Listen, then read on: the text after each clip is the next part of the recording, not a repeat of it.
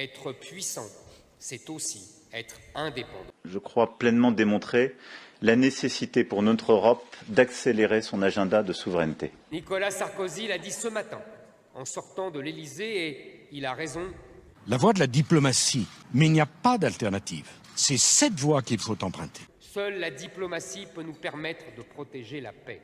Emmanuel Macron lui-même a tenté, en recevant Vladimir Poutine en grande pompe à Versailles au début de son mandat, mais il n'a pas pu construire une relation d'égal à égal, car il n'est pas allé au bout de la logique de l'indépendance française en restant empêtré dans les logiques de l'OTAN et de la chimérique défense européenne. Que l'Europe est une puissance, qui doit penser une Europe de la défense capable de protéger ses frontières, ses citoyens et de se projeter vers ses alliés.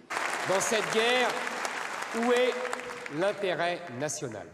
Nous avons le droit, en tant que citoyens, et j'ai le devoir, en tant que candidat à la présidence de la République, de penser que les intérêts des Français sont le but ultime de toute politique.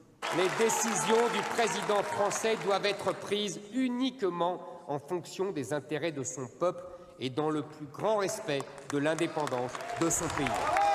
Pour moi, c'est le seul candidat qui est apte à défendre les femmes aujourd'hui. Notamment surtout pour la sécurité.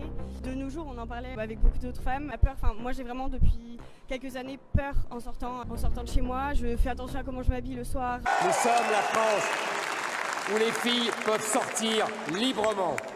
Cette France éternelle qui a toujours su qu'il n'y avait pas de tranquillité sans fermeté. Oui, mes amis, la paix, c'est un tout, c'est un ensemble cohérent.